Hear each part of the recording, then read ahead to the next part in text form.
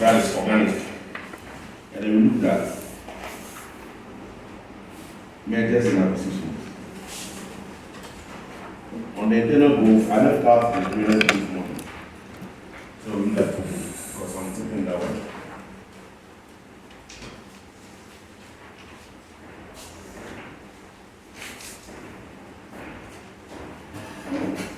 We looked at diversification and integration. We also looked at product portfolio management. Product portfolio management. Under the product portfolio management, I explained that sometimes as a business, you may have more than one product or line of service. As a business, you may have more than one product or one line of service. We share farm milk. How many products do I have? Bear 5 and 6.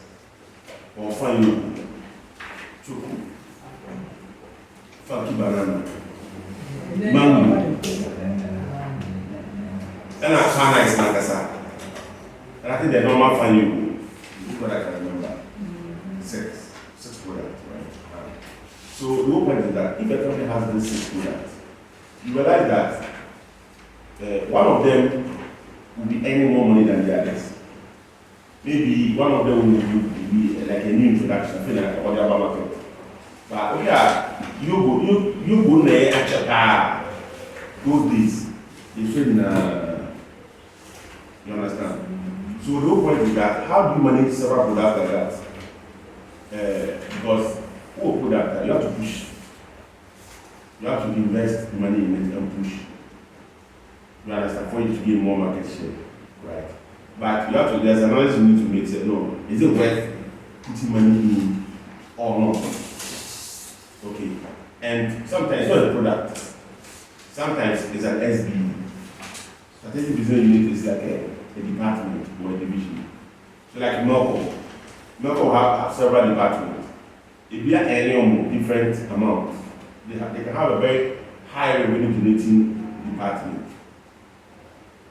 Look, I'm sure say is the electronic appliances that I don't need them a lot more money. I don't know. Well, that's what they are known for. I don't know, maybe. Okay.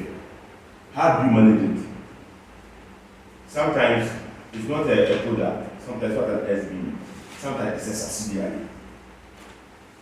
So a company is a group of companies. How do you know the subsidiary that is making money? The subsidiary that's making losses. The subsidiary that has a small market share. How do you determine whether you have to put money in or all that? So we use the BCG metrics. BCG metric was the first model for product portfolio management. BCG metric. Boston Consulting Group. Boston Consulting Group. BCG, Boston Consulting. And look how big it is. 69. Boston Consulting. Page 69. Alright. So that one uses market growth and market share. Market growth and market share. Market growth and market share is 70. The diagram is there. Market growth and market share. So we have high market growth, low market growth. High market share, low market share.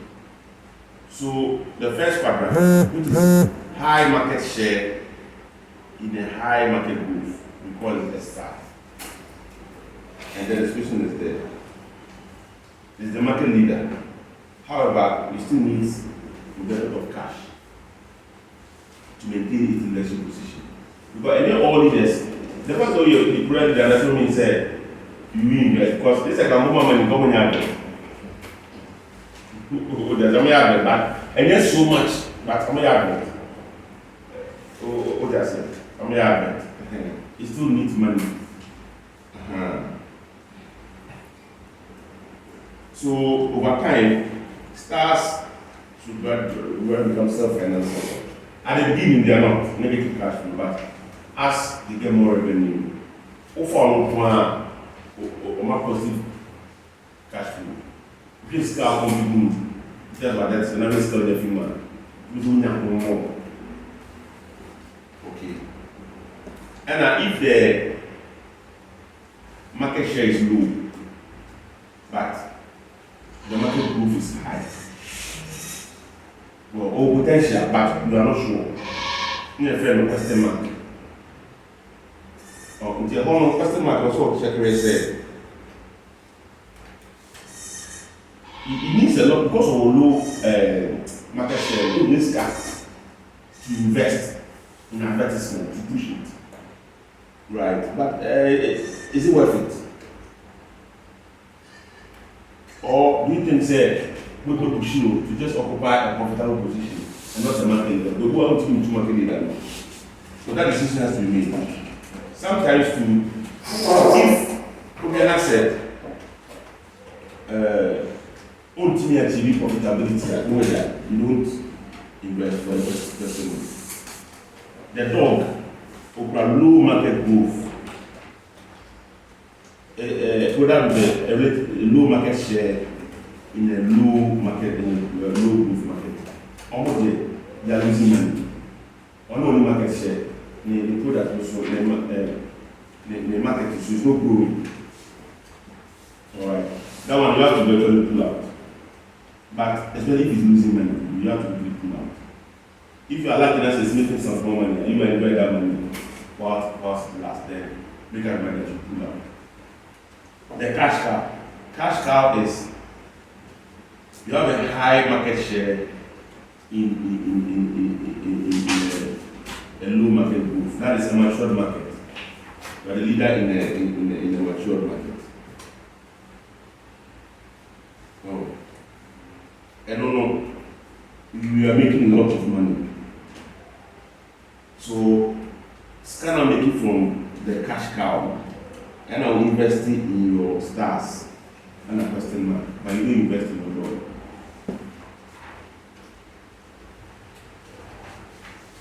Question mark natural potential. We come from the cash cow. No. Where you invested.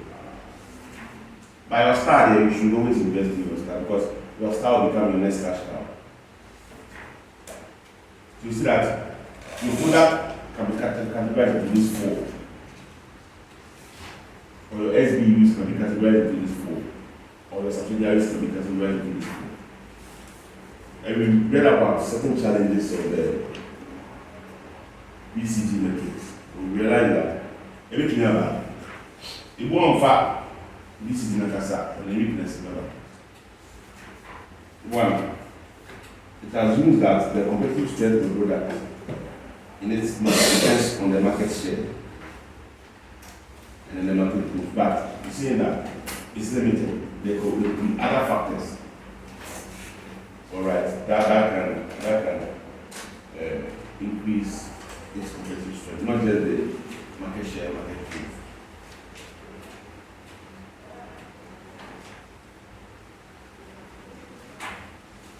And it's also difficult to define the market. That market share, the market growth, and that's market is difficult to define. Okay. And I'll say BCG is better at analyzing the performance of SBUs and market segments. But it's not useful for the entire market.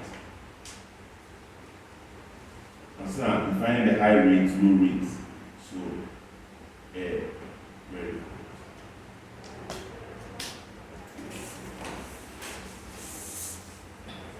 So that was the first. Later we looked at some other more complex product portfolio management models. Then we jumped to page 167 and looked at the McKinsey and General Electric Business School.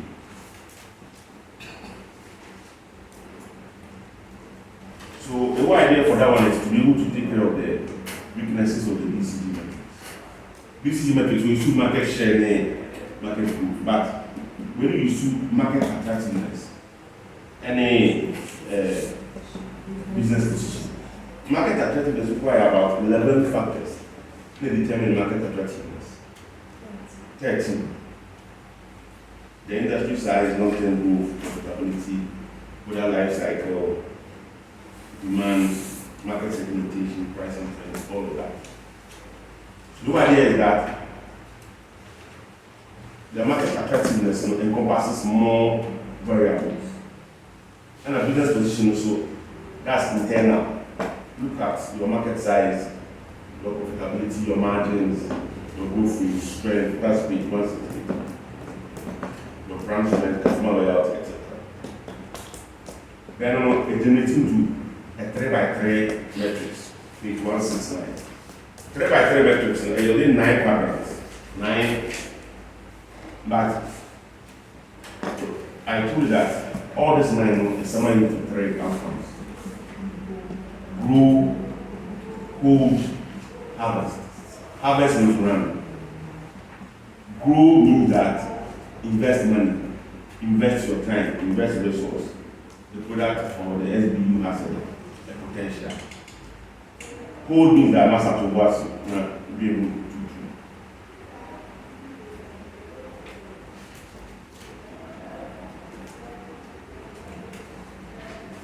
Or potential but I'm not sure. So be careful. Harvest means that it's not doing well. It's not doing well. Who too scared? Run. Pull out. Sell. Into share. Top 3. Hey, go. And that go now and I go. And a bottom 3 here, harvest. Hey. Another.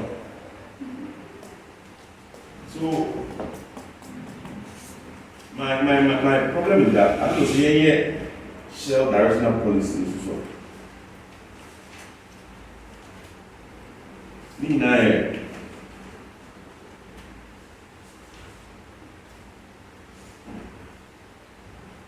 And then also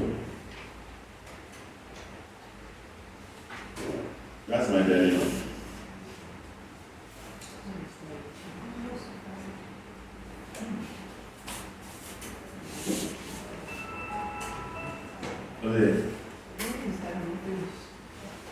But other things, because Ashridge could do the display, so that's all. Okay, let's do it. Maybe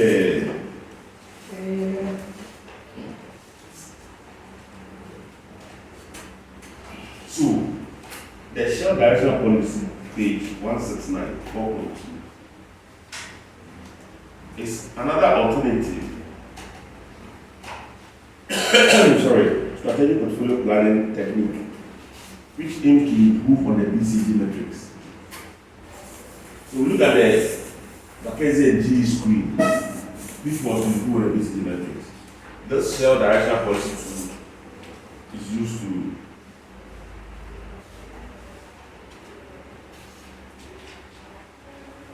improve. So it analyzes SBUs along 2 axes. And also you should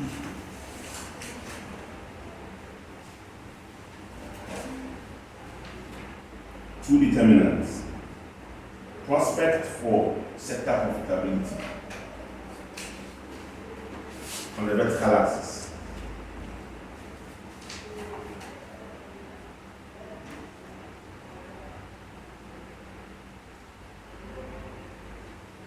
And also, it depends on the market growth rate. So it's just like the market attractiveness, market growth rate, market quality, industry situation, and environmental constraints. All for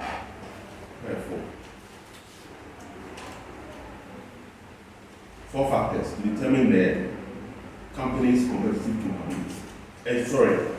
To determine the prospect for sector profitability. Prospect for sector profitability.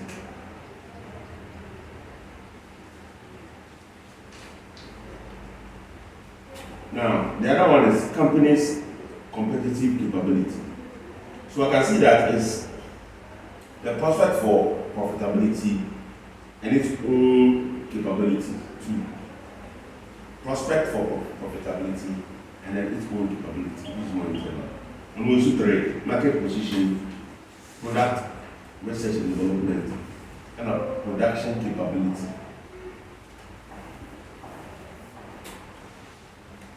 So this one also operates a 3x3 matrix. Now we know it's not as easy as the G business scheme. We will summarize it into 3. We have 9. Describes all the 9. So it's the same thinking. But the G business scheme, high and strong, no? It started from the top, high and strong. That is high market attractiveness, strong competitive position. But we know it's weak. Where is your listing? Where is the book?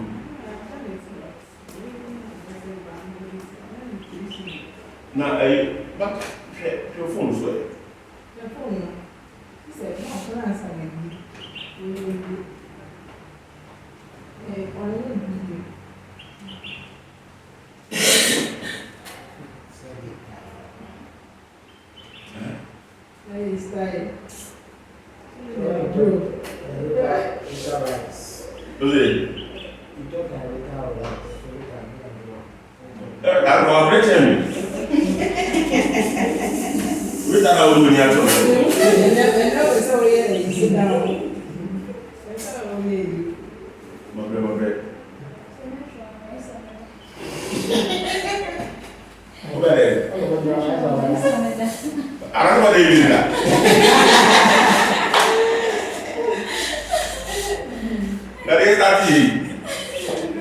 What a fun!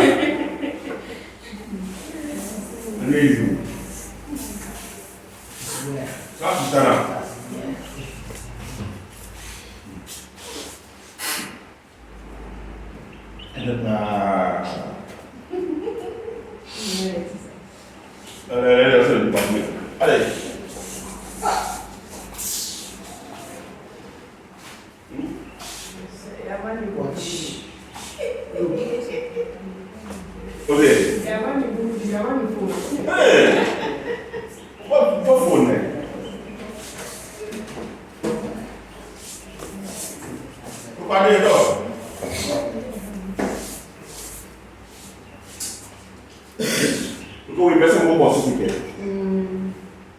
And then you don't have to learn everything before you can pass. We're done.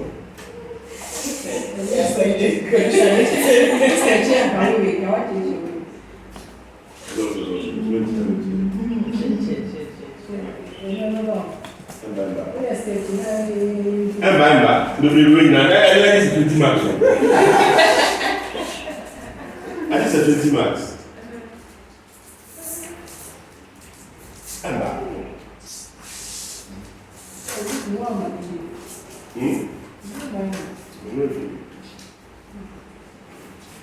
But I'm not like this.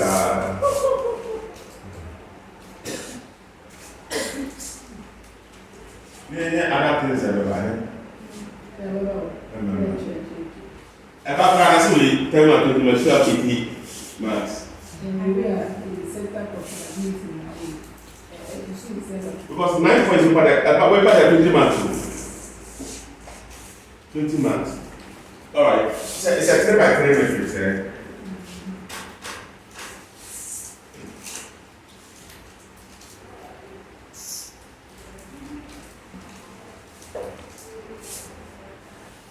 But honestly, where I just my last teaching room.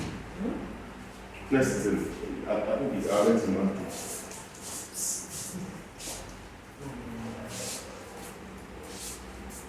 Simon pass. This one is my last. Okay. Let me see stress in those one. Yeah. And I'm going to come out. To do what we do. Well, this is very nice. We see as if That's a probably. The pressure is doing full time very easy. And they have my own girl, say. My own girl, say. Probably more said. And this is crazy. Now, this time I'm going to involve myself in politics. No. Business and politics. I have to involve myself in politics. So, any. Oh, yeah. Intervention say maybe I might come. Once in a while, I'll come. Because, as I say, what's now? Customers that are just going to kill me. Because they never go through here. And when somebody trusts you and gives you a referral, or no engineer, and then we don't do that. That's the cash cow. There's essentially my retirement plan. So I can't do this.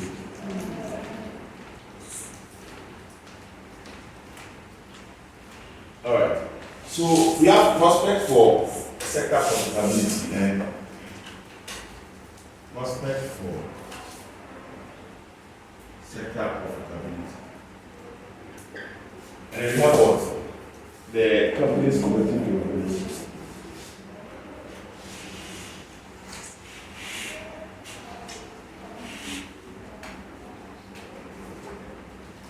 All right. So, but here on the weak and then low in the buy.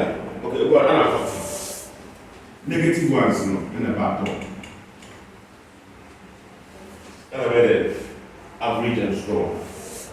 Average and strong. We're unattractive, average and attractive.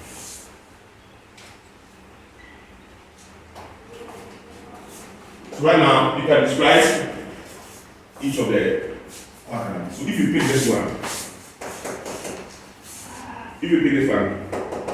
where average? What does it describe? We are talking about an SBU, right, or product. So this one describes what? A product to SBU, that is what? Average what? It has average prospect for profitability, and then average competitive. Which will be two years. So we are attractive sector profitability, strong competitive. You understand? So that's how it describes it. And then it tells you the strategy you need to adopt to manage such a product or such an SBU. So let's start from the positive. But the positive was here because now I had the strongest. But when we need the weakest, it's not strongest now. That's it. I'm turning around. So let's start from the strongest. So here, what's your leader?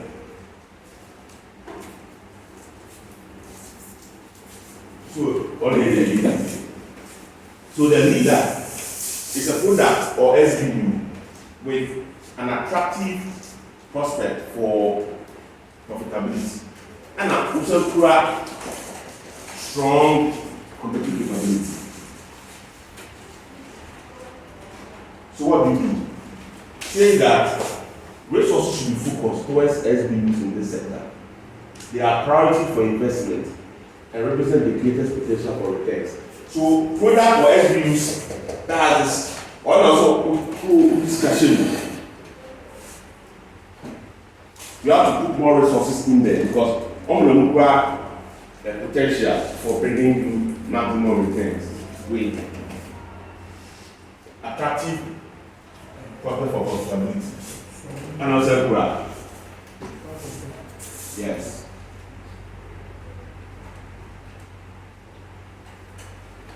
What is it? Remember.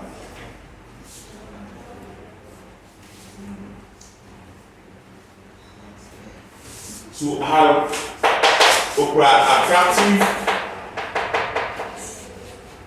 prospect for profitability. But the competitive capability average. Also try harder.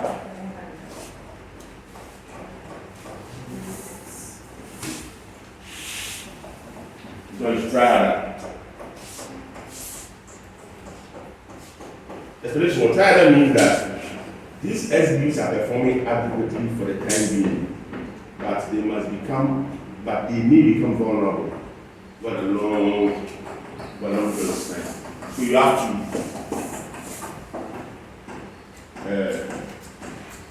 push harder. The next way also move.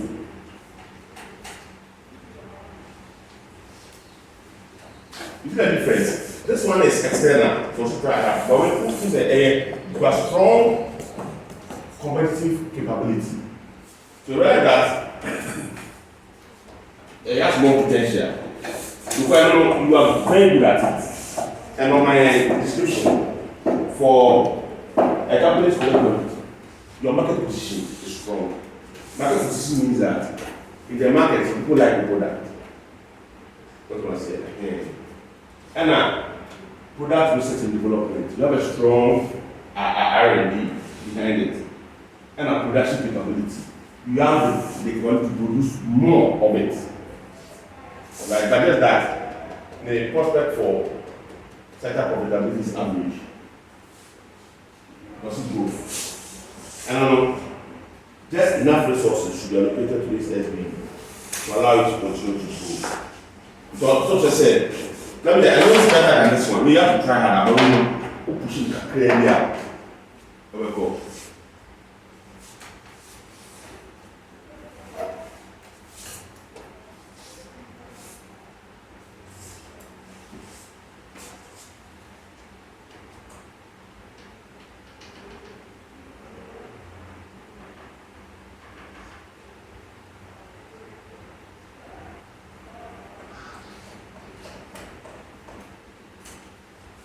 Anyway,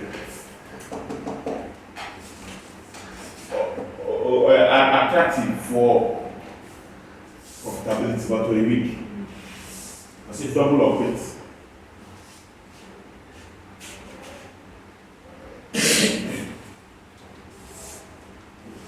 Now, these SBUs are potential major future SBUs, which represent a gamble for the company. It could go either way.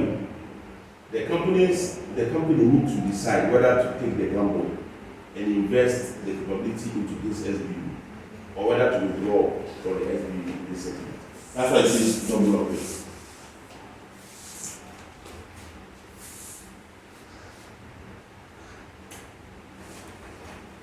Fine, or potential, but we don't have a strong competitive capability.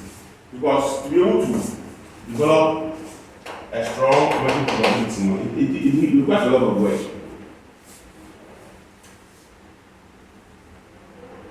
It requires a lot of work. Because even a team to deal with it, you have to market it for the product and sell products, not making a talk of team say ideally or any easy. That's why I say it or potential at a 50-50.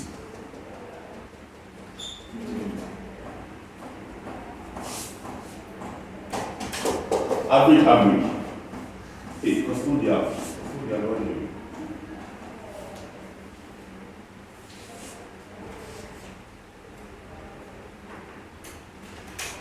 They are average on both axes.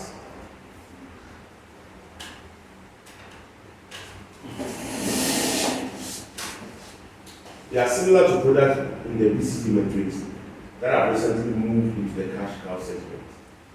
They should be used to generate resources which can be invested into other entities, but no further investment into themselves. So what you said? Normally, custodial in normal English, if you are doing a custodial sentence, it's your put it in jail. Right. What he's saying is that our average competitive capability and our average chance to make profit. In the world, just say or to say this is what I say ever cash cow or what is that opportunity positive cash flow or something like that. Don't put money inside. You enjoy the cash. So don't invest because by average, let it be on its own. That's what I say.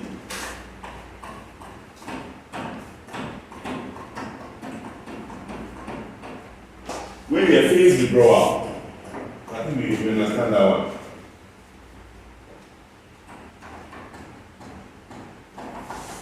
Withdraw small. Because other average time week, withdraw small. And wow.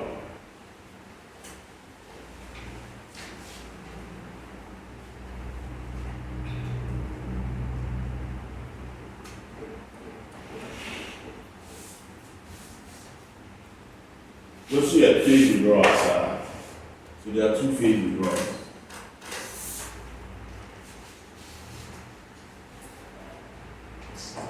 And cash generation. Now look at a door.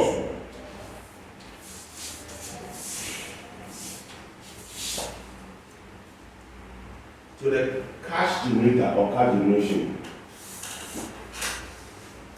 is your cash cow.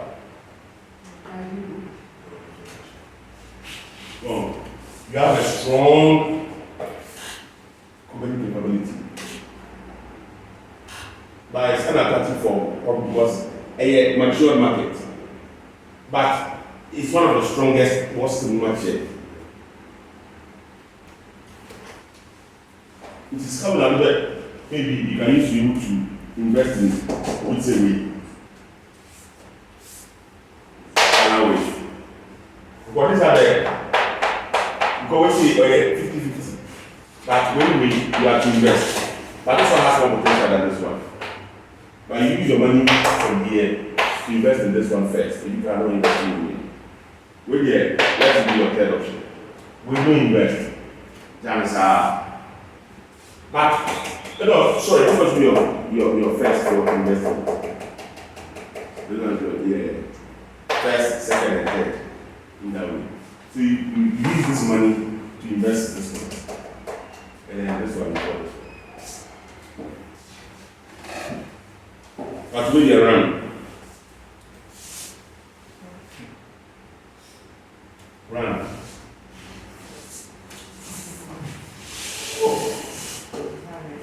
Oh, the man will be to do Lumpia, Usubanya. Well, Lumpia. What's up, Usubanya? Cassatis run. Another one. Run.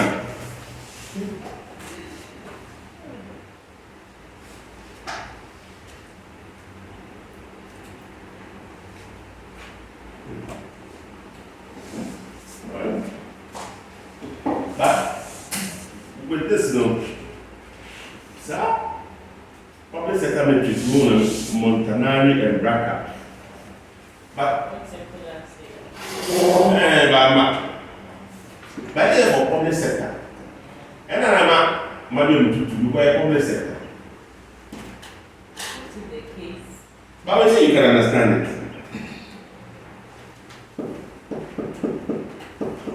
Because of the case in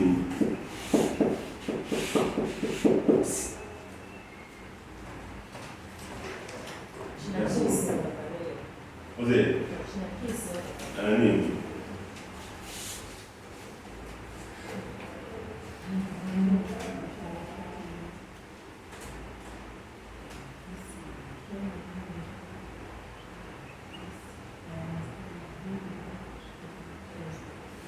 but one other way I want us to look at is Ashridge portfolio display, page 174.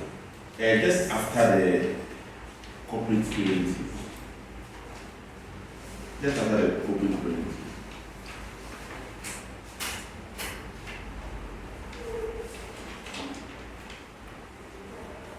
Last time, corporate parity it was the main modeling.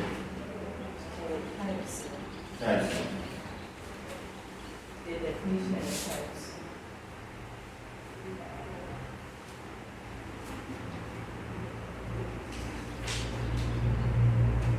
Now, Ashridge proposes display.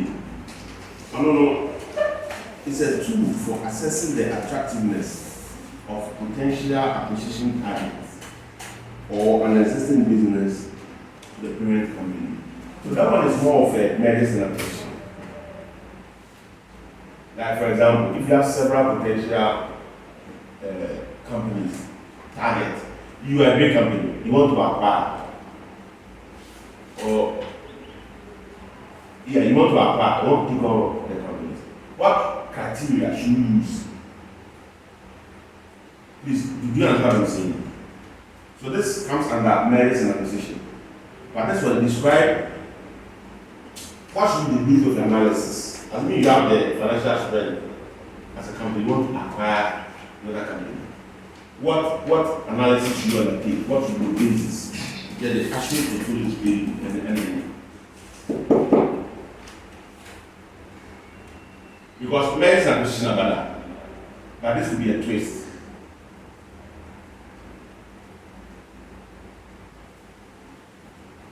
They have assets, maybe they have excess, some cash flow, whatever it is, and they are looking to consolidate their leadership position in the market. The CFO or the whatever, the CFO is suggesting that they should acquire another company, but maybe the deputy CEO is raising concerns otherwise, that they are not sure, they've not done enough analysis. Then they brought in a consultant, Mr. XYZ Mensah. And Mr. XYZ Mensah mentioned the Ashridge portfolio display unit as a very useful tool, way. It's a tool for assessing the attractiveness of potential targets or an existing business to the parent company. Not about required.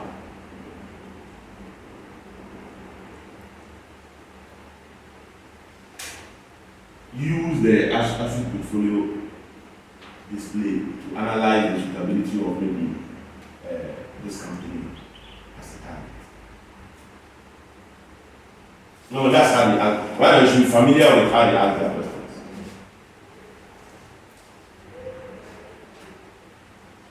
But we use two criteria: benefit and field. Benefit and field. Benefit here refers to the value that the business can add to the potential SBU.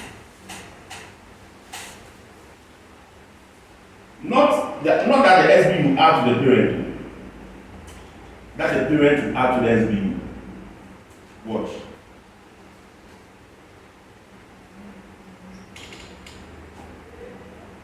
Not all resources and competence of the business will be relevant. Only those required for growth will be included. That is the areas in which the business can help. The more a business can help the SBU, the more value it can add to it. You understand? Because the business on its own is generating, let's say, 10 million Ghana cedis. It has 20% market share. It's profitable. Maybe it has some sort of challenges. You, the parent, you want to acquire it. What can you do to make that business better? That is the benefit to the potential target.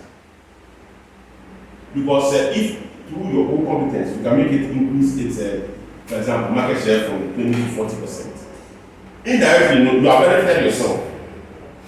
You understand? You are benefited yourself, but you benefited through helping that company. That was what I said. Let me better.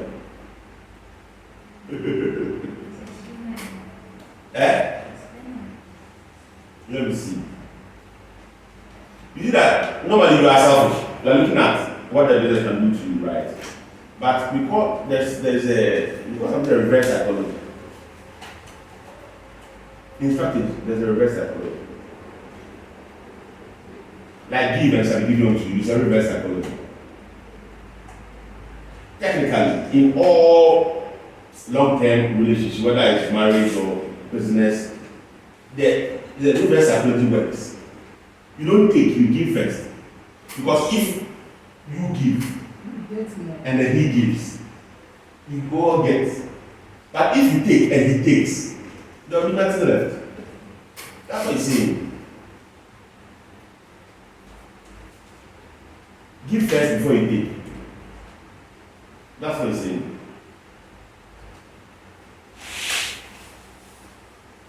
You understand? So, because the business in itself is a system. You see that it has potential and you want to go and apply it to benefit yourself. But this model is saying that the business on its own is doing well. What do you have as an acquirer that you can improve that business? But remember, I say if you are acquiring because you won't have majority shareholders anyway. Most time you don't change the name, you just acquire behind the scenes. So people still see the company there, but it's been acquired. But some to be boss a company, they know who grow up. You only have 51%. Who do one know grow up? Initially, you're having 51% of 100 million. If you go to 200 million, you have 50% of 200 million, which is more. But your aim should be to help that to grow first. So it can be likened to let's say maybe within a department, those who help it to always grow. Yes. Maybe it can be the furniture sector, or maybe they report on time, they don't joke with their customers, so always is booming. If maybe there should be an allowance or commission, definitely they will give them, and it will inspire you to do more. And as if it's booming, the whole sector to. Okay, you can have it that way. But remember, I said, in this one, it refers to acquisition. That's what, not just an SBU. It's an acquisition of an SBU or an entity. What else what I say? So you are helping it to grow.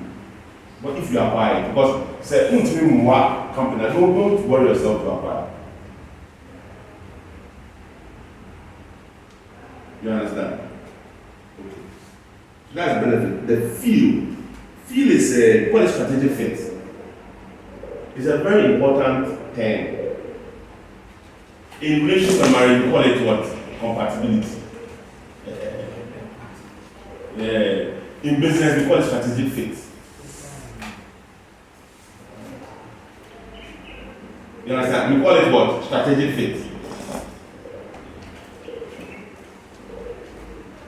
So, it refers to the strategic fit between the SBU and the parent. Similarities, you can create synergy, something like that. Whereby, for example, maybe its weakness are your strengths. Sometimes its strengths can be your weakness. You understand?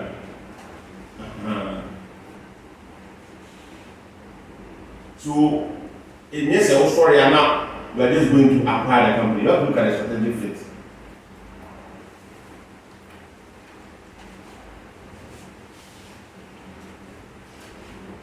Even in most CEO, deputy CEO general manager, you can see that maybe the CEO is but the general manager will be a bit diplomatic, strategic fit. Until you be a head diplomat, the CEO will push back with one. Because say all the. You understand? You know who was bad for it? Bad. Yeah, internal. Oh, here. Yeah. That's good. They don't have it. They do also internal. But they're also here. Oh, the office is at Chapel Hill. Really? Oh, that's a Talo. If you. They provide crafts to Talo. And they've been clearing for this oil and gas for long, for so many years here. But the BEG is the initial for their three. And it's a strategic between them. The CEO, he is, but he is more like a basset who will focus on diplomacy. He has, naturally, he has that aura. So they make him the CEO. Not that, you understand? And the director of operations, he is the quite tight. Or he wants to do his job. And then that one is the director of finance and administration. Accountant, the accounting can't. Oh, he said, yeah, thing. So among them, they don't say no, I'm going to the money piece as well. They don't say, wait, this camera. Although the payment is one of the hundred, yeah, the money and share. Never scan money. When you say, wow, we're very detailed. You understand? So that's how it is. It's strategic fit. So in terms of who you are going to make an acquisition, you have to look at strategic fit. So it could be that maybe they have a very good product, but they don't have a strong channel of distribution. But you have a strong channel of distribution, but your product are not so strong. If you acquire that company, it's a perfect strategic fit. You can use your strong channel of distribution to push the good product to reach many people. Sometimes they may have a good product, but their market share is small. You have excess cash. You have a solid marketing team and cash. You can pick the product, turn it around in 1 year. Not that some people have the money and the expertise. Or marketing never get this year. So that's what we are called strategy. So it's benefit and feel. These two things, right? So let's look at it. Benefit and what? And please, Ashridge portfolio display is not product portfolio. I beg you. It is what?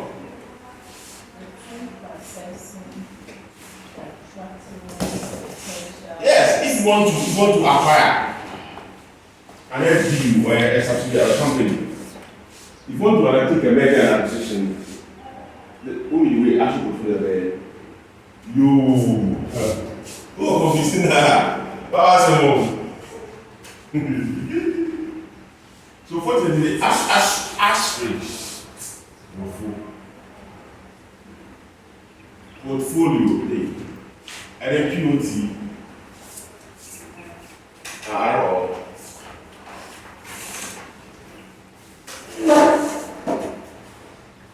Okay, to analyze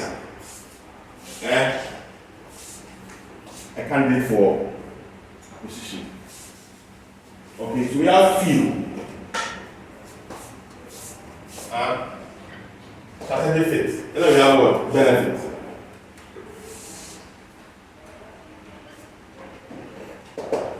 How the parent can create value for the target.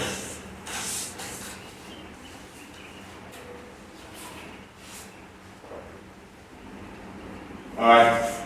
So low benefit, high field, low field. Where is strategic fit? Strategic fit. So this one, like this, me if I'm employing anybody. This one is very important. It's not just about your qualification. During the interview, me ask you some behavioral questions. This is, I want to be who is the reason minister, who is the minister. I look for this.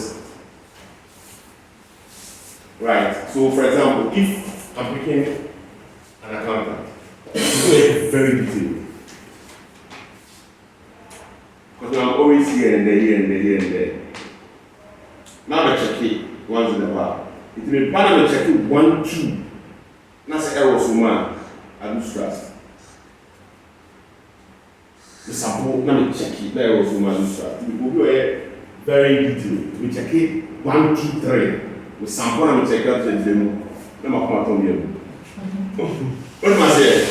Aha, come in time. Indeed, but I'll check. But one of the evenings they check it. The sample and we check it. A fact, and fact, me that. But that means that there were any nano. There could be a mistake somewhere. And we want to do not be where they are. No, it's true. And people do that. Relationships, people look for the opposites. Marriage, people look for the opposites, etc., etc. Right? So this is very important. So for marriages, to the same thing. We have low benefits, but high feel. And what do we do? So we also do ballast. Ballast. That's correct. Ballast business.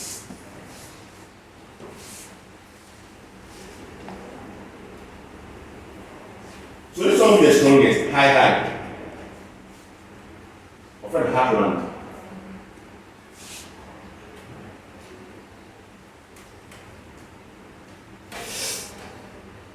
Let's look at this. Let's look at the heartland. Heartland business. These are business that operate in the same industry, and the fee is high. So you are going to what is a target, but it operates in your industry. There's a strategic fit. Maybe the strength be a weakness. Right? The SBU lacks the competence it needs for success. Right? And the business has the relevant skills. So that you put that in a very good for you. Actually, most of these acquisitions, like usually applied Smith bits. It's most of these things because Smith is in the oil and gas industry. They have drill bits, a product that is very good for drilling. Somebody wants to go into the area. But first of all, starting R&D. Into no, I mean, they come and like one. It's my end-to-end. No, at all. That's a happening. And somebody acquired MI swap. I'm only running through with here. Mad and all that. Because they want to be in that, they want to be end-to-end. So they'll pick the strongest in the other small sectors. No, how many other candidates. Okay. Heartland. So high benefit, high feel. Okay. Low benefit, but high feel. That is the balance. These businesses operate in the same industry, so the fee is high. However, unlike in heartland businesses, the opportunity to help the SBU is low. The SBU is most likely already very successful without any help from the parent company. Therefore, while the parent will understand the SBU business very well, there is little the parent will be able to do to improve it. I'm not able to do that. That is a balanced business. Okay. Alien business.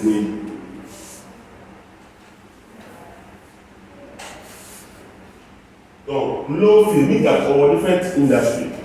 You don't know much, that's why it's alien. You don't know much about that industry. But you want to diversify. Well, you want to make an acquisition whereby you diversify from your industry. So, you want to enter into a particular industry, you don't know. So, the feel is low. But at the same time, also, you can't really help it. So, the SBU, for the alien business, the SBU operates outside the industry of the business. And the parent has no knowledge of the factors that are needed to make the business successful. The field is there for the potential business already has the competence it needs for success. It does not need the assistance of the parents. An alien business should be disposed of.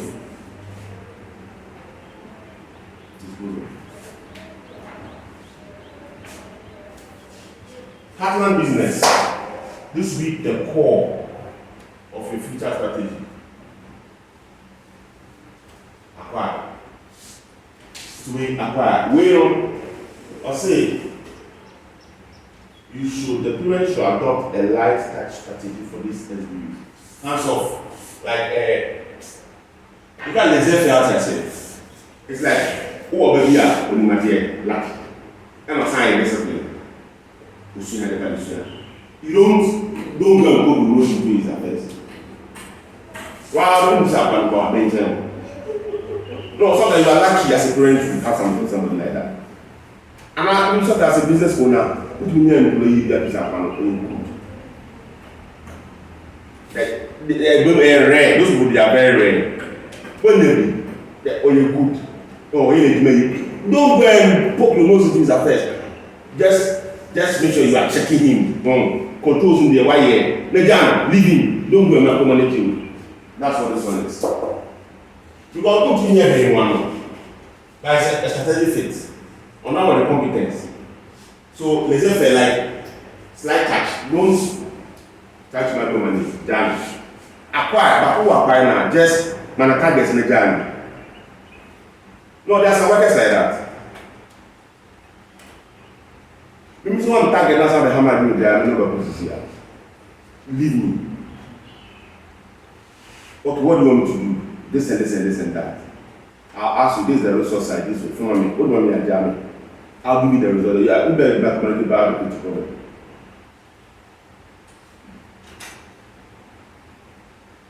Oh, what I said?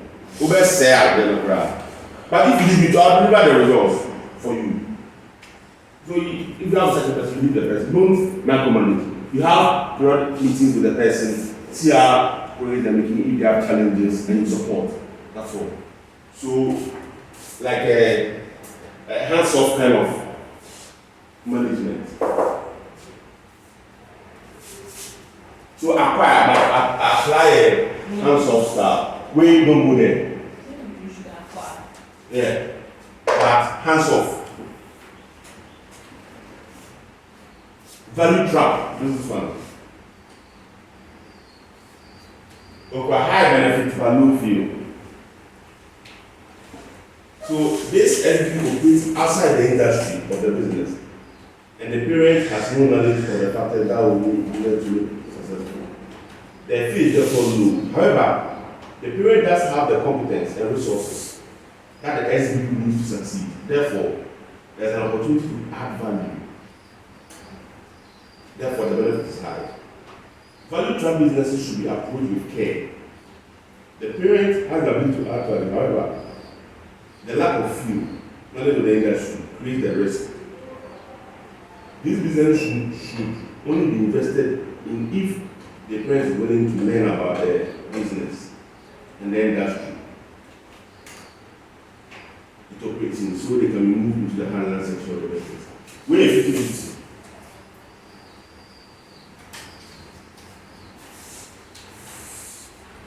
What it means is that the parent, high benefit means that the parent has a lot of competence and resources to help that particular business. But the fee is low. It operates in a different industry. You want to go invest in a different industry, it's risky. What I was going to say, there's a 50-50 chance because it's very risky. So you should only invest if you are willing to spend time to understand how the industry operates. Then invest. Other than that, don't apply. That's it. So this one is the ultimate. Heartland. This one will be your second option. We don't go there. We're 50-50. If you are willing to spend time to understand the industry, then So this Ashridge will follow this way. It's a model is used towards assess the attractiveness of potential acquisition targets or an existing business to the parent company. Ashridge. Heartland. When I come along.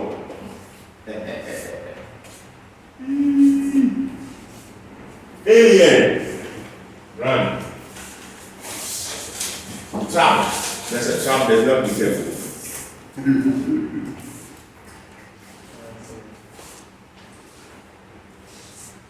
What was that?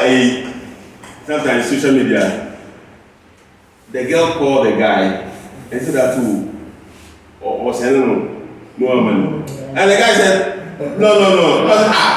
Guys, a woman of some reason, if he's alive, but someone said no. No, one of them afraid because I said seven months. Hey.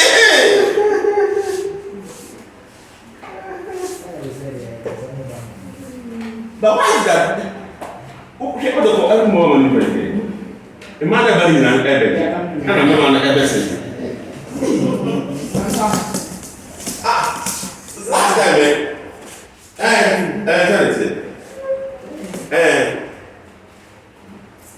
most, like I said, all. Somebody made a payment by mobile money. And I make up with China with this card down. Send this card.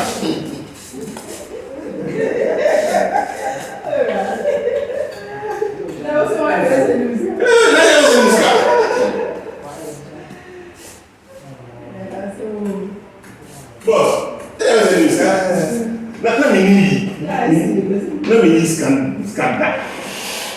Last year, that's the first time we scan. My first time we scan money. And if I was a payment, someone was supposed to pay for a service, but no one to go back. I'm not sending me scan more money than a person go with. Let me need cash out and need that. When the person is going to cash out. But who is sending me money? That's what you are.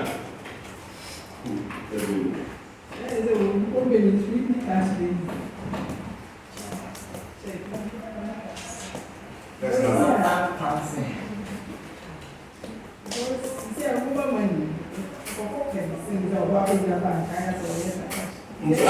So what I did was that my papa come out bank 9 years later.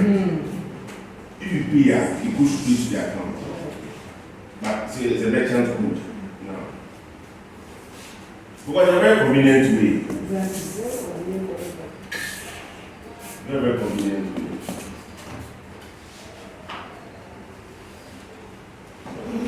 Alright. So one of the things I wanted to do today was the Greyner's growth model.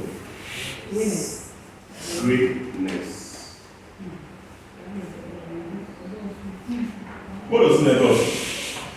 But what's your seer? That's what we can tell. You should be fine.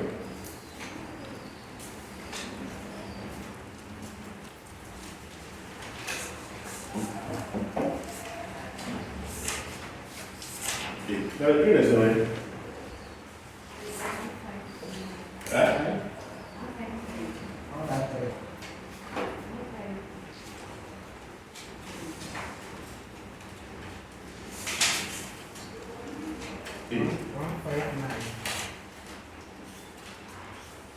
Greyner's. Okay. So remember that we looked at methods of development. We had internal organic growth, right? And we had mergers and acquisition, and I grew through joint ventures and strategic alliances. 3 ways to grow a company. We've only looked at the mergers and acquisition. We started with the internal, that's organic. Look at the advantages. That is cheaper. Management can have control, can focus on this core competence, and give the any sort of labor you can do it. It's actually the easiest method. organic growth, kakaka. But the disadvantage is that it takes time to develop all the resources. Okay, and in order to expand beyond the limit of your current capacity, you still need to invest. Okay, the lead time between taking a decision to invest and the opening date of the new production facility can be long. Okay. So, for Greyner's growth model provides an analysis of how organization and management structures might need to change as the business grows.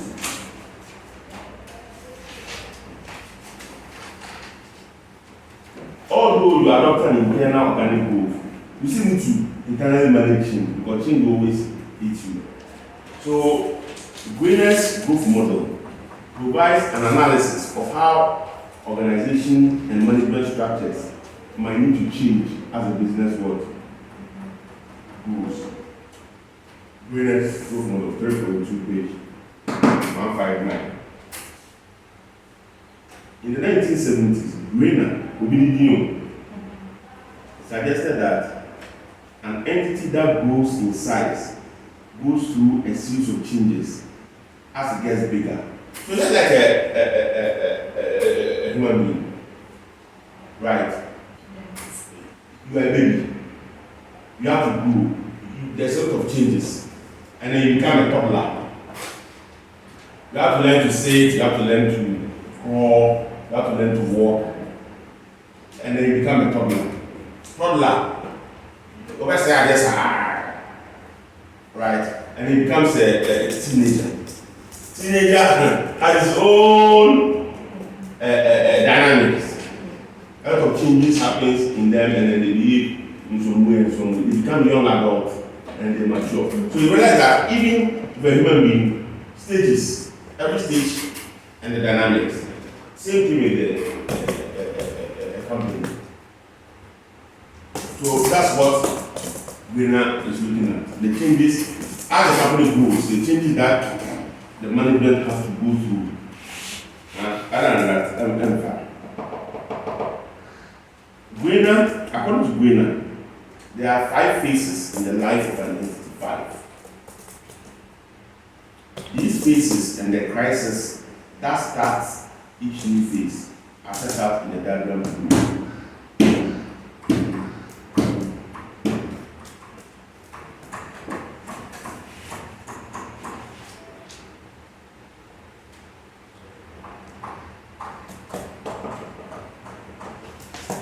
God is great.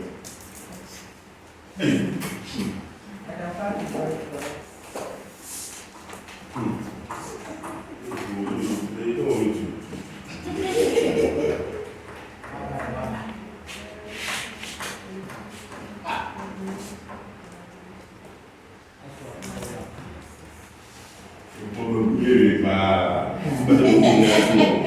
We're not right,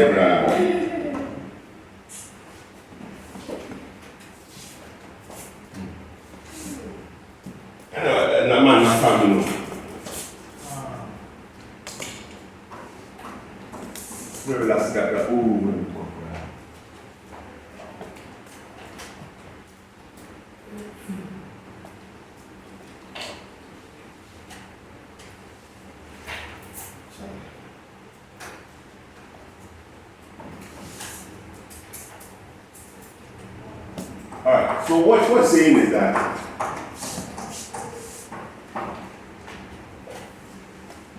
so this one is age.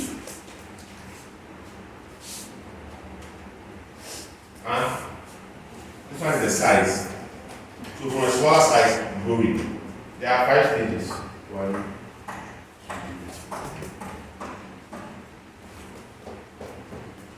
2, 3.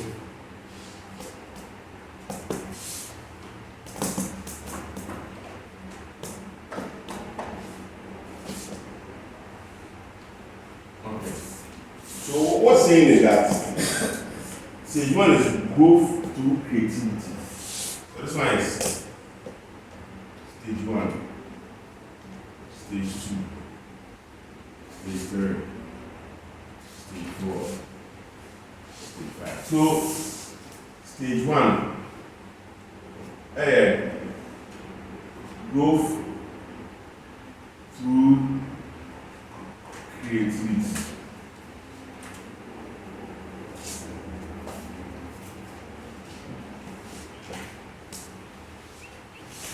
Now, this is the early years, or the age. So, assuming we're talking about 5, 5, 5, 5, and I think it's 5 years, 10, 15, 20 years. And so, stage 1 is like the first 5 years. How the company grows in size. How the company grows in size in the first 5 years. Right. It's characterized by creativity and innovation. Normally, there's an entrepreneurial leader. It's a small business, entrepreneurial leader. And it is producing new products that appeal to the customers and it's developing new markets. So here, or the first few years, or 1 or 2 products, normally, what is one product that starts? If you put an idea, either say it's based on your own internal capability or what the market likes, and the best start. By you are an entrepreneur, you have a small team, and you're now growing the market. As you grow, over time, production becomes more organized, right? So here, the organizational structure will be the simple, the entrepreneurial here. So the first 5 years, where is 0? Okay, so the organizational structure will be the entrepreneurial. Simple entrepreneurial. But over time, production becomes more organized. As the entity grows, the entrepreneurial method of management and the existing organizational structure both become inefficient. The organization needs more organization and then planning and control systems. This is a crisis of leadership. So this results in what? A crisis of leadership. We are already one business, you know this. Yeah, right, go on business side. If you are, they don't want to change. There's a crisis of leadership.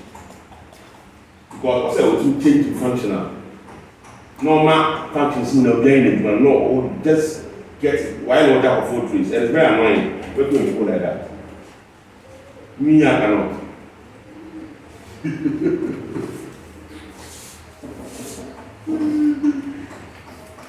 Management must become more professional.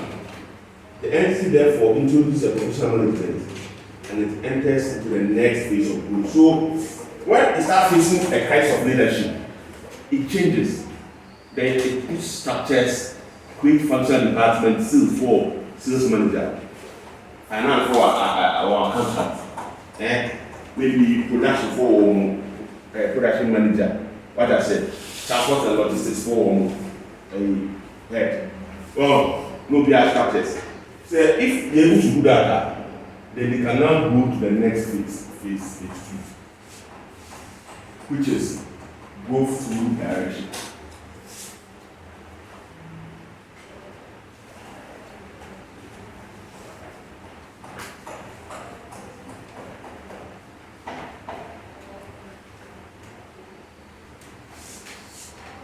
Growth through direction. Growth through direction. That's the next phase.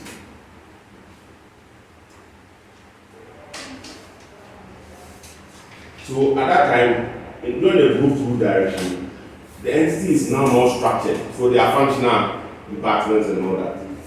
The traditional management hierarchy.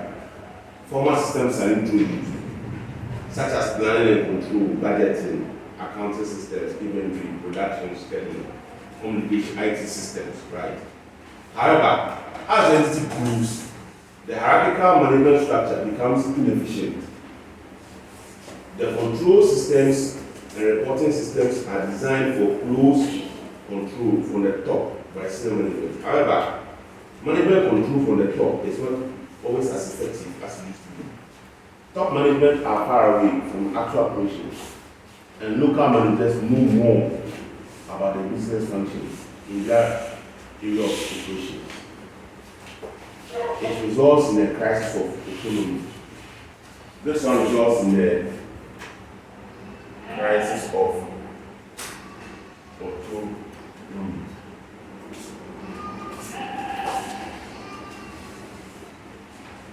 Malcolm, you see, Malcolm, that's what they have to. Crisis of autonomy. You like that? Come on, yeah, like I say. And to see our headquarters.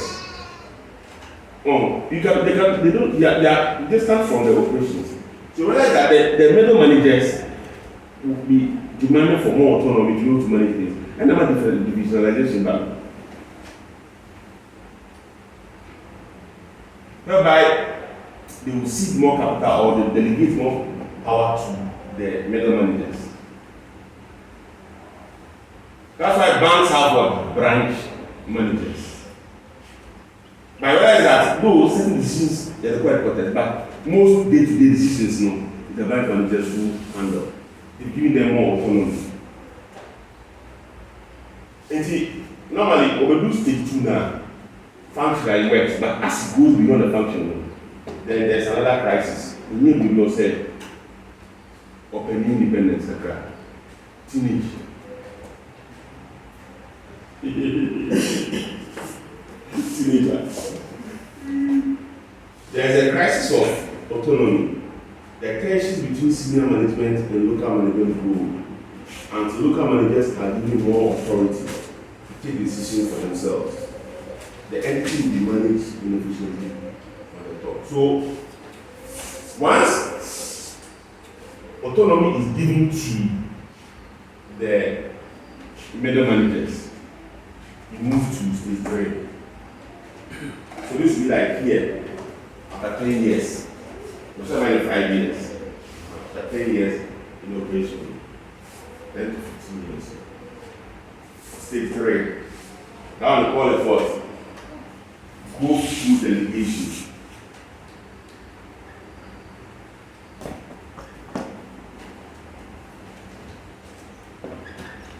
Go through delegation. Mathematics said. So every stage starts, there's a crisis. When you overcome the crisis, you enter the next phase. It goes, there's another crisis. You overcome it, you go to enter the next phase. Just like I'm talking to we now see in real wow. We know we are. It's only the beginning of another milestone. Oh no, because even assuming said, promotion that we need, do here, maybe not promotion now. Different responsibilities come up. People don't think that way. Promotion means more responsibility. That's why they're paying more there. And what? Can they show a break it down? I don't know who you put down there, man. To have made them go higher into the rest now. No, it's a big one. No, but it's good for you. One thing that I found out in my professional life is that all these crises and all that, if you want to overcome it, if you look back, you see, put me, well, who said? Well, you wouldn't, like, you wouldn't get up also. Your expertise has gone up. And it's one thing that, I don't know, as a professional, you should be able to say to yourself, or your capability and competence must improve stage by stage. Very, very important. Because challenges in the Baba will be able to overcome it. Which means that, no, you understand, no. Until if you face challenges like that, also, you understand? Too much you go for your panicking now, you are like.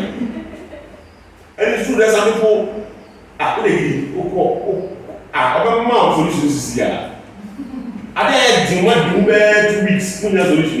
What are those here? Or my solution. My father is like that. It's not so. So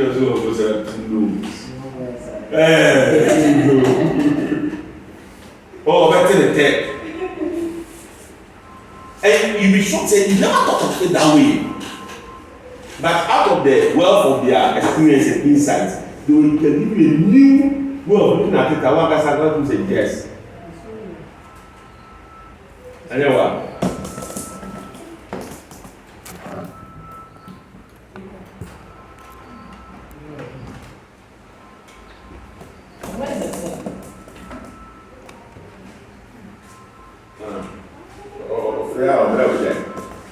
Okay, so go through delegation.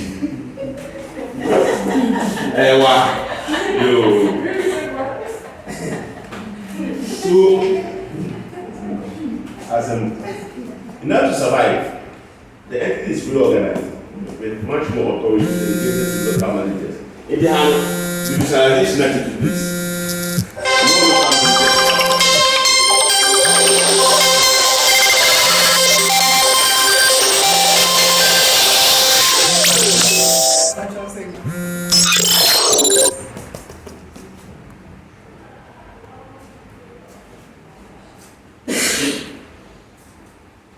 Okay, so the entity is organized in divisions, which might be profit centers. Central management receives reports from the divisions, but divisional managers take most of the decisions about how the division should be run. Central management concentrates much on strategic and business expansion. However, as the business continues to grow, central management realize that they are losing most of their own authority and that the local managers are becoming too powerful. This leads to a crisis of control.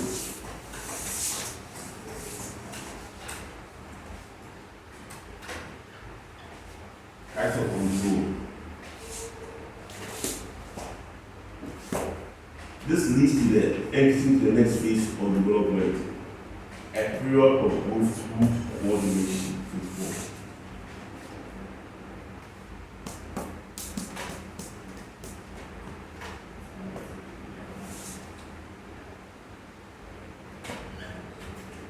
So that's the coordination now between the middle managers and then the senior to ensure there is harmony.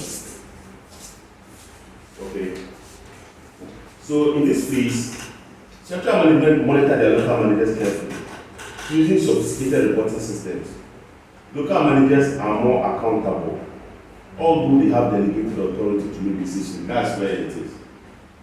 You have delegated authority, but you are accountable. The focus now is on coordinating the activities of all the different local operating divisions within the entity and consolidating the business. However, as the entity continues to grow, the reporting systems start to create bureaucratic culture at the head office.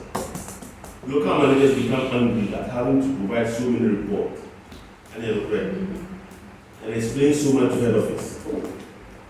When they feel that their time will better be spent in managing operations. Oh, this one is true.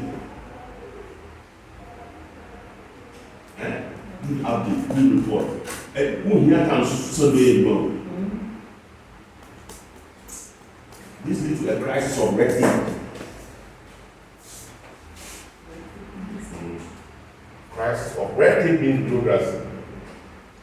I don't know where they got it from. Red tape means bureaucracy. So after that, you enter another phase called growth through collaboration.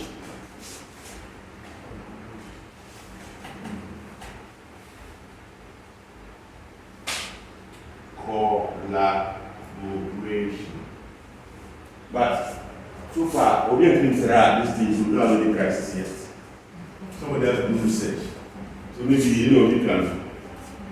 Or 1970 or I see 1970.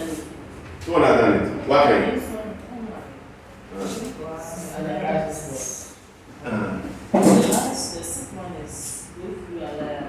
I know it. Online. It's not part of the syllabus. This one. Also, yeah, Like, why? like after go through collaboration for the syllabus, so come not come to get to try. So we didn't know the crisis we face, and the next stage we begin. You know, see, we are here. What? Face. Go through alliance. That's stage 6. So what crisis? I know it. Crisis moving. Then you, when you go through collaboration, the guy is why. Wait, crisis. And I'm at the new.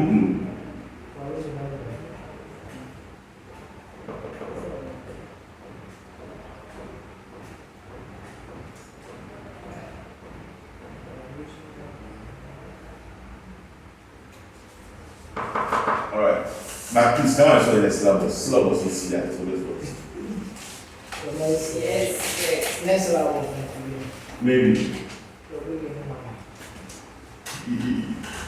Alright. So that is that. I want us to look at international. What of business plan? Man, you're in there. About. Maybe I never was. But international. For international, I buy actually. I mean, I don't want us to do EPR. I am. But EPR, if I am fast, then we focus on the IR. Now, page 176, International Strategic Choice. Remember that we are at strategic choice. Okay, so all these are methods of growth. You understand here? But we know one other method of growth is not to go international. So it's a choice, a decision. You look at champion, you want to now go international. As a Topolomo Jim do test, or go international. Look at champion to international champion. What you can, let's say what you people go and some other African countries.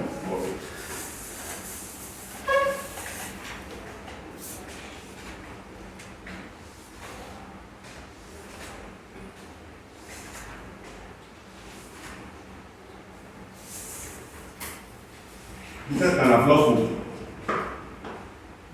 Maybe this system should have made us open about buy business. But people is around for several years on that show. How much? When you're back, we like to go to the matter. Hey.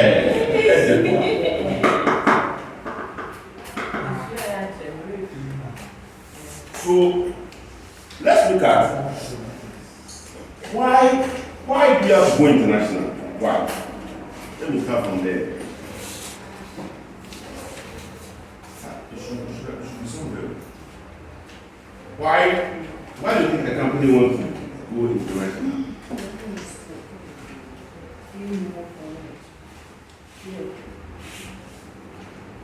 Yes.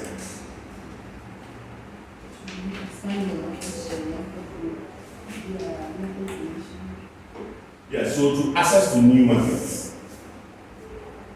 People go international to access new markets.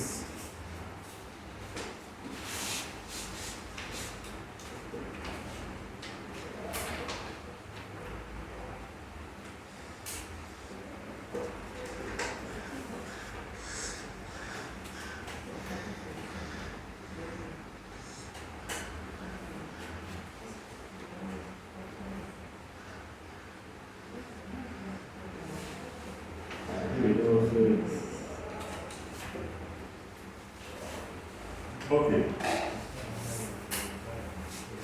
I have to do it from maybe we do it video, but I can do it.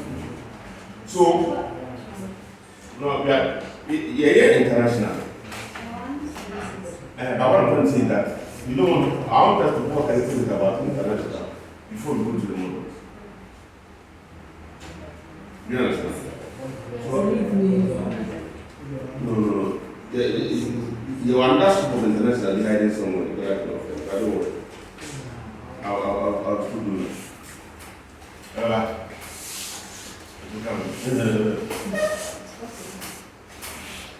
International, like why companies go international? Not me who it's somewhere but so one, to access new markets. Two, to diversify the sources of revenue. To diversify sources of revenue.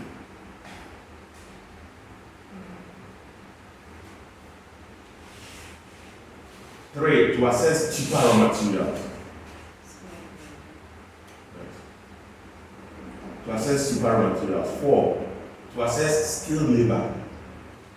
And 5, to access cheap labor.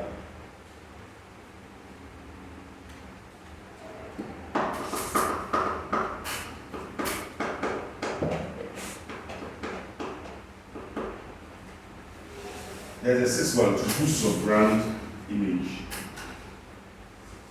Boost your brand image.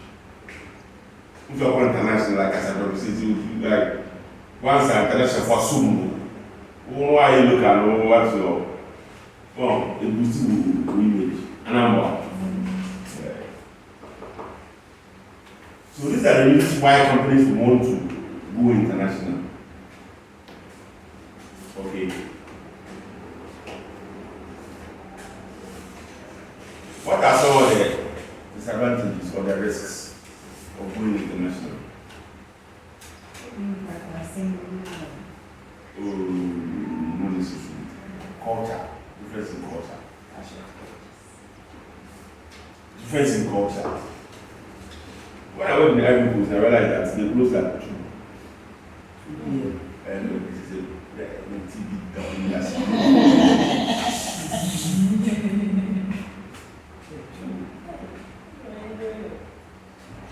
So it is dates in the last from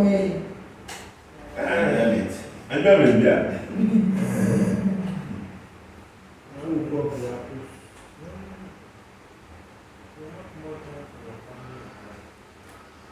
the schools that I went to. Around that one. It's serious. No, certain countries, unbelievable. It is a quite a shock. What do we things? And most of the European countries and Western countries like Asada, they are short term in order. Short term in terms of performance, financial performance. Until there is always pressure to do short term objectives. If you go work with a multinational company, yeah, American or British,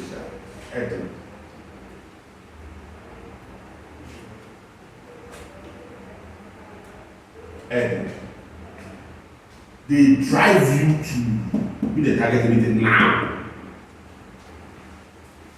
There's no mercy. No mercy. No room for mistakes. You don't beg.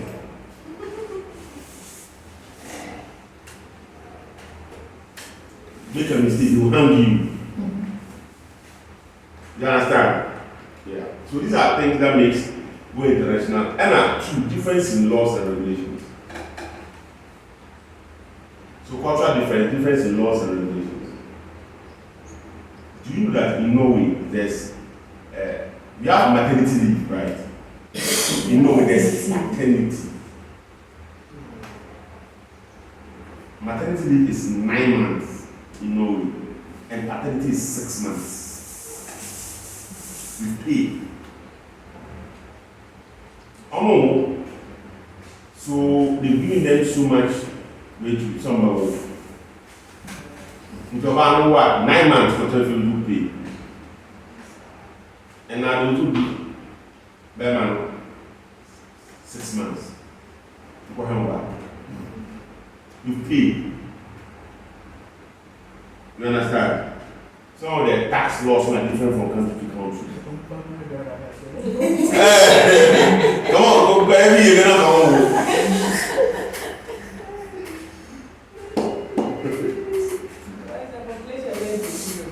Every year, come on.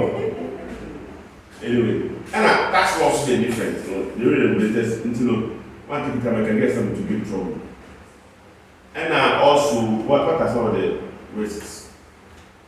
FX, foreign exchange. FX risk.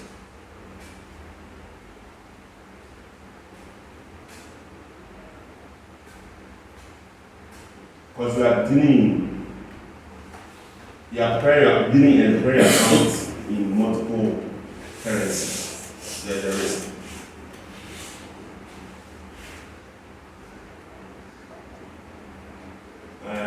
These are what I can remember. Maybe one more, but this is what I can remember.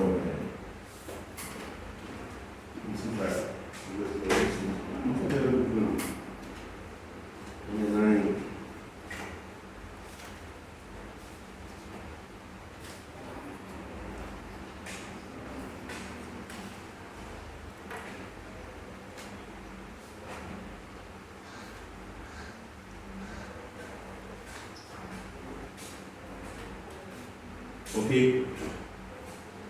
All right. So let's talk about management orientation. When I come to the models, there are two models, right, for going national and international choice. Let's look at orientation. Management orientation refers to the way in which an organization, organizations and managers view the world. So that is what your viewpoint, your perspective, orientation. All right. So page 176. The way in which an organization approaches global markets is heavily dependent on its management orientation. The EPRG framework classifies management orientation into four categories. So the first model and international is what?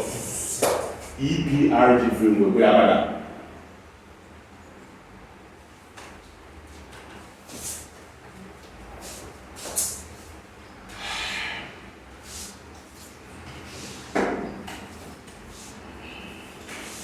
EPRG framework.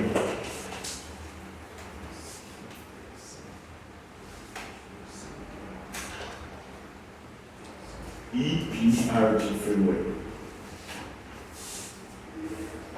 So, international.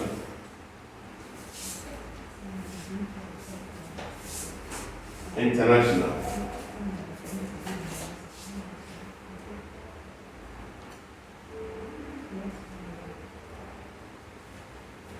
All right, so we have two models. One, EPRG framework, and then we have two, IR. So looking at these two models, let's pick EPRG. So this one is what? EPRG. E means what? Ethnocentric. P means what? Polycentric. R means what? Regiocentric.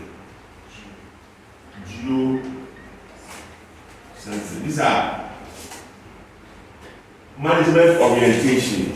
That's the way we see things. Management sees international markets. Okay. So let's start.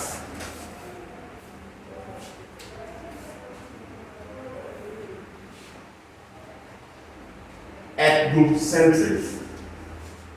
So for me, this one, use the ethno, poly, regio, and geo.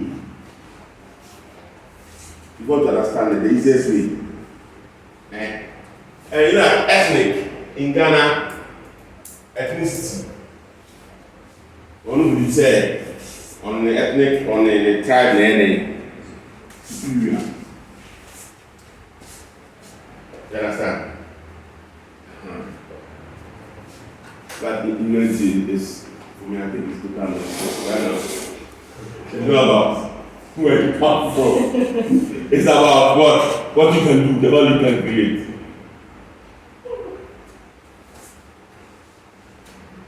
Maybe you know, it's about the value you can create. Then I it's not about. But I mean, we are just borrowing that concept. So here, right? You know, the whole idea is that the country originally comes from a home country, and it wants to send products to other countries. So with the ethnocentric, I'm going to say in home country, marketing, is more superior to everybody else.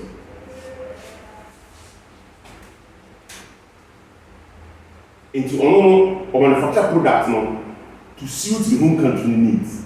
We are exporting the same thing to every other country.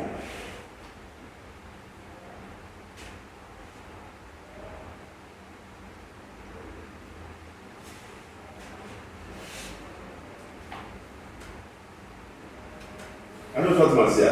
Can you be like, have you seen our health? Some, it doesn't really suit our environment. They bring it. If they use it, I don't know how. No, in terms of I'm not all here to suit the environment. Because you think that the whole market carries is superior. These American cars is number one.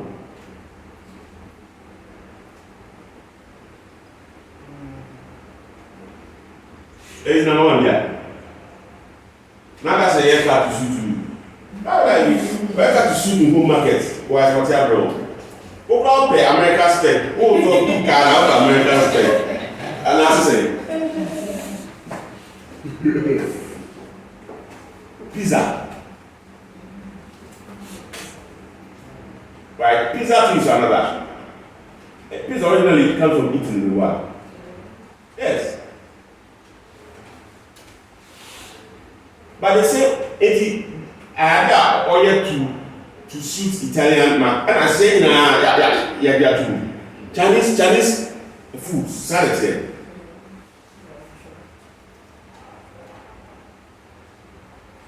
They don't do it looking at you, foreign marketing in mind. They do it homes like what I said. Do you understand? So a company who has this approach, you say that is original framework is what? Ethnocentric.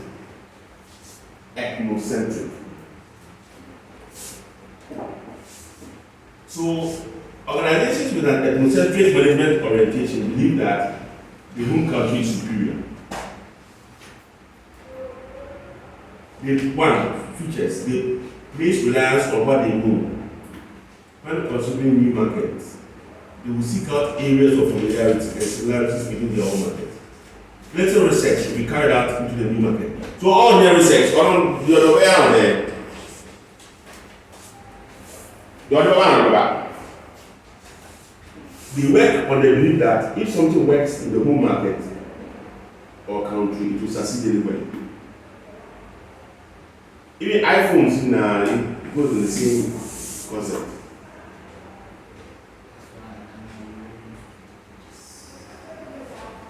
So those companies with this, they are called what? International companies. International companies. Ethnocentric. Okay, let's start falling. What does falling mean? Winning. Polygamous.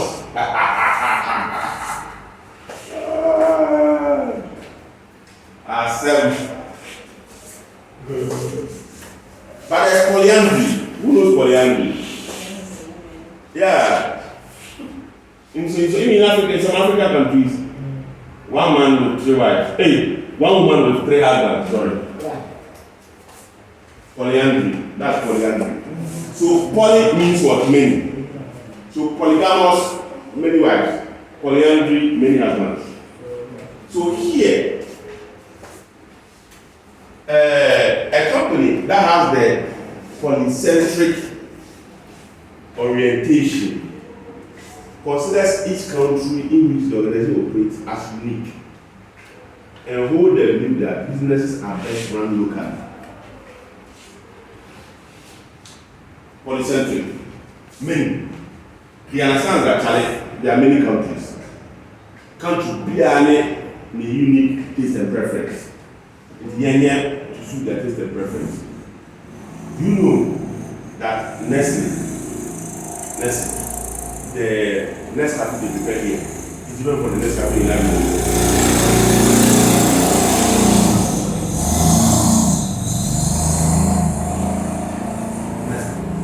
Next capital, Cote d'Ivoire, yeah, different. Very different. They set up factories in all the countries that they operate. They do more research into the country, to understand that this is manufactured to retrieve them. It's wasted, ethnocentric, the factory will be at their headquarters. We are not exporting. But we know, because each country be different, we set up factories in each country. There's a different research R&D team, different market team in each country. Research is different. The Cerelac and not. Next is a typical example of a polycentric organization. Next. Cerelac, Togo, Cerelac is different from Hadi.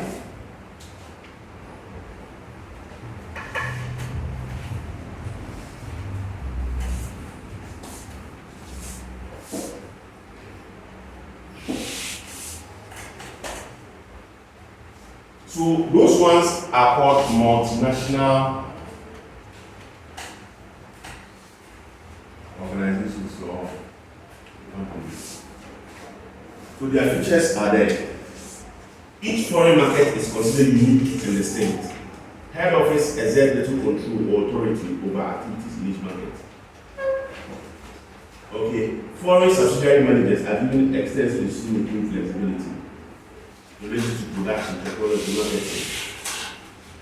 Good ideas or best practices arising from overseas markets are unlikely to be taken forward and incorporated in movement. What I said, because the blue said that will be different. Okay, so that's polycentric.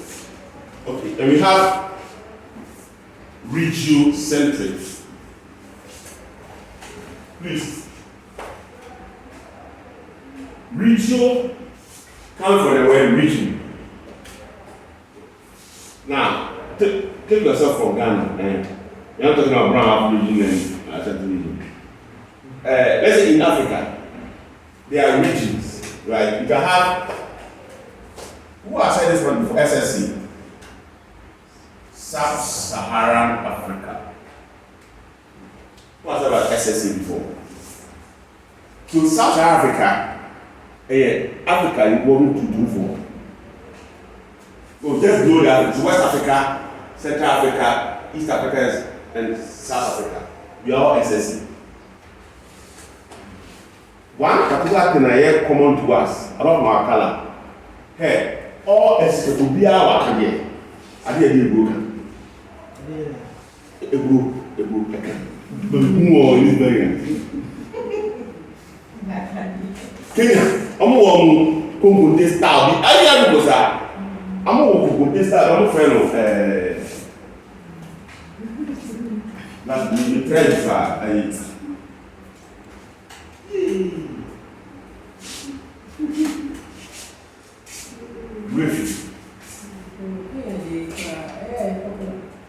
And so, though, Anna, let's look at another one.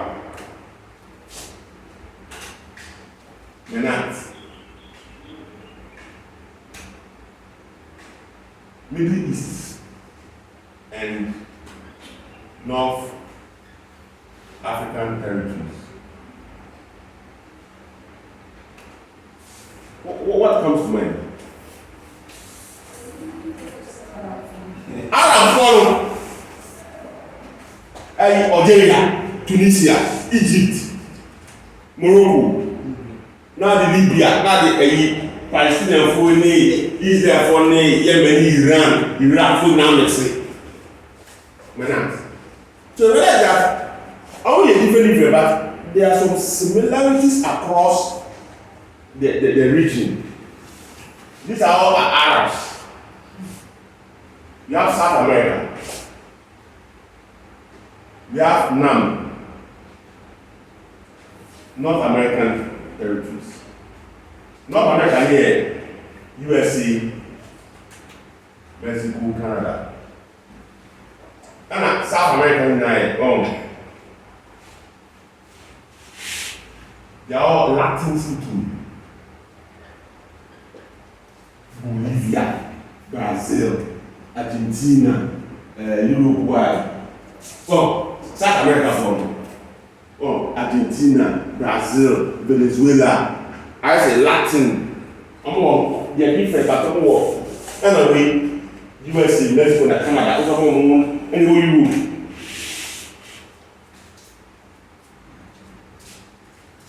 So, under regiocentric, the global is they categorize them into regions. And so, for a particular region, they hit them with a particular type of product. So, the product will go not to a country like polycentric, but the same product will go to a particular region because they have similar characteristics. And then, Menat will also have similar characteristics. South America countries will have certain kind of characteristics. So, companies who have a regiocentric perspective see the world. They look at it, though they understand that there are differences, but particular regions behave in a similar way, and they hit them with a particular product or service.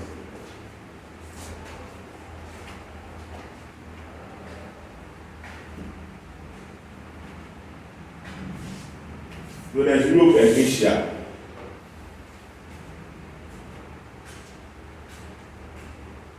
Being in Eurasia. And so now you have Oceania. Oceania is New Zealand, Australia, Papua New Guinea. They don't Oceania. But the point was,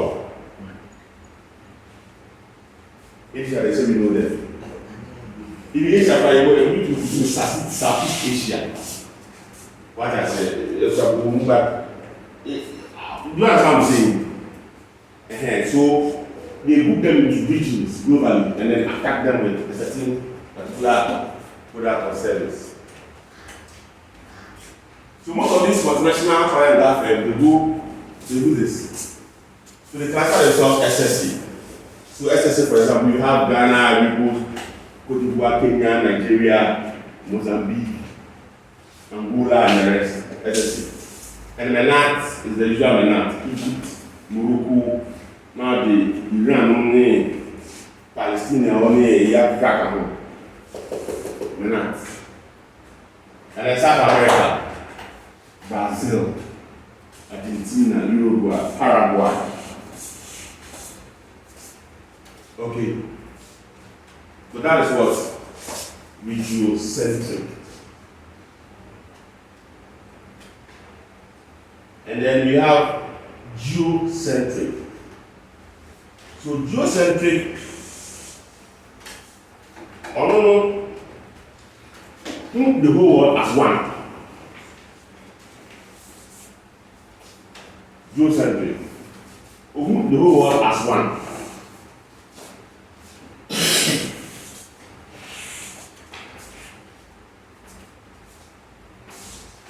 So that is a single world view. To make one product that will suit everybody. No, it's different. It's different. Now, the global market is understood as a single market. There is no distinction made between the domestic and foreign market. In Tiago, factory will come in China, but also in the US. It's different. With the epicentric, the factory will be in the home country. It's not the same. It's not the same.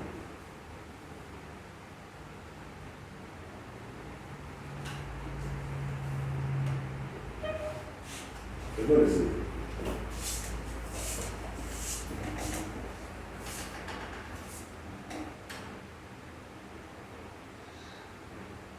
So the aim is to create a global strategy that can respond completely to all localities.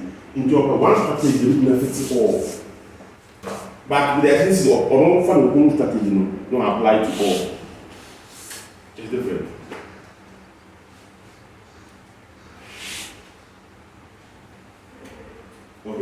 So that's the EPI framework. Where are that? So I'm going to test to come. Any person, let's move on. We move. We move.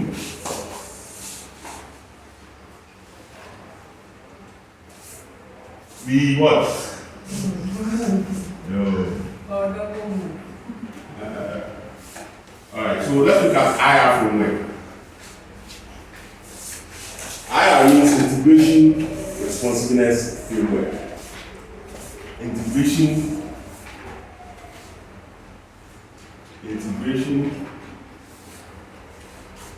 responsiveness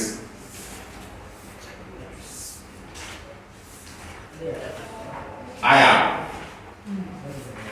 page 179 5.2. So this is also another way that management organizations can view international markets. IR framework. Let's take them one by one.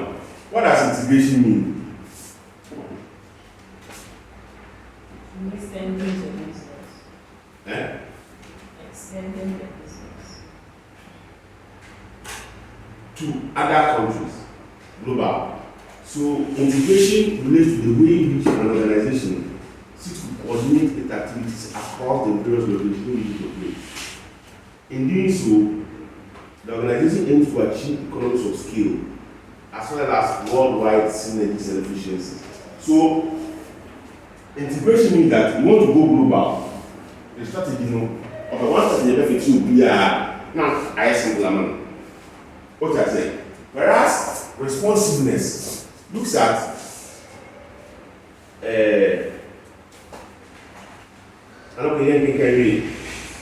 pressure for global integration arises when there are one opportunity for cost to be reduced. Alright. Of course. Your iPhone 14 Pro Max to be made in China. To HP laptop serious on the name if you are China, I think about Vietnam.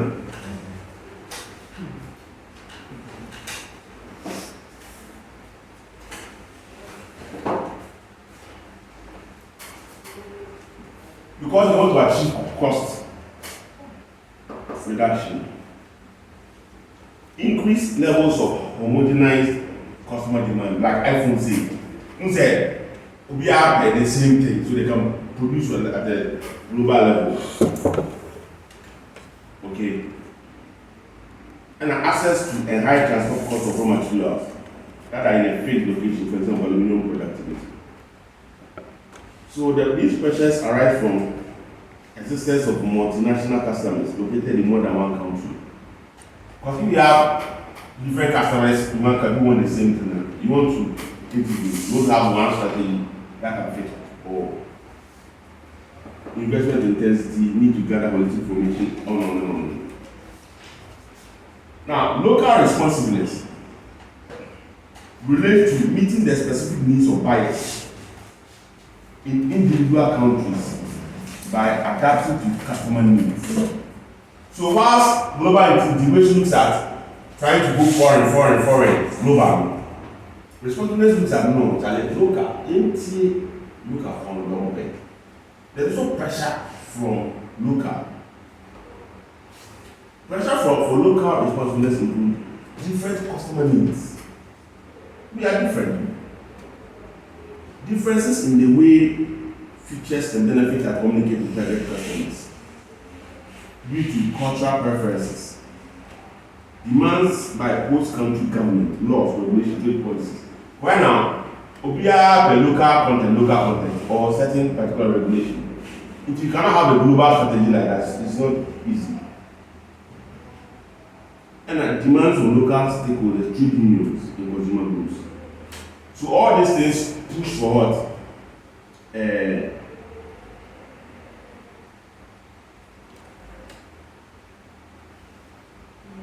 So example is Nescafe. Nescafe instant coffee is available in 46 countries worldwide.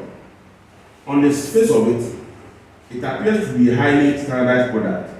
However, the specific coffee blend that is offered in this country is different to cater for the different local. Let's do very good at this. If you only in liver, that's why they have manufacturing plants in this country, because they feel that there's a high pressure to meet local needs. That's why they are doing so well.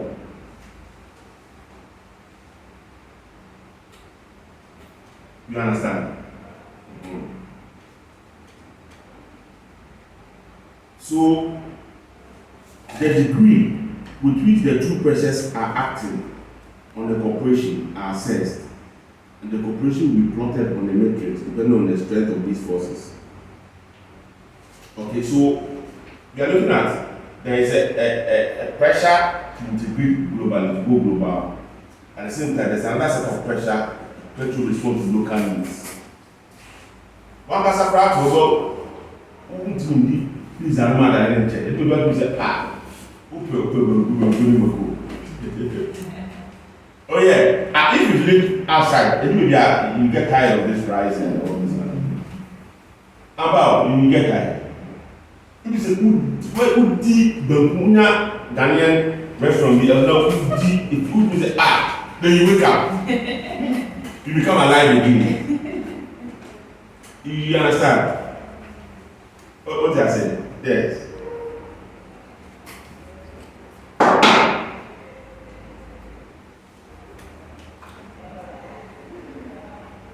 So let's look at how the two pressure works, and then it creates a particular type of management orientation. Okay. So this one too, your favorite 2x2 matrix. Please, if you don't like 2x2 matrix, I will not do less in this life. Local responsiveness.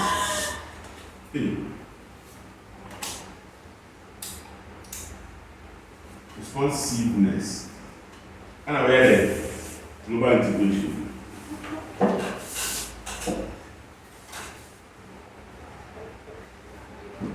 So pressure. For where pressure.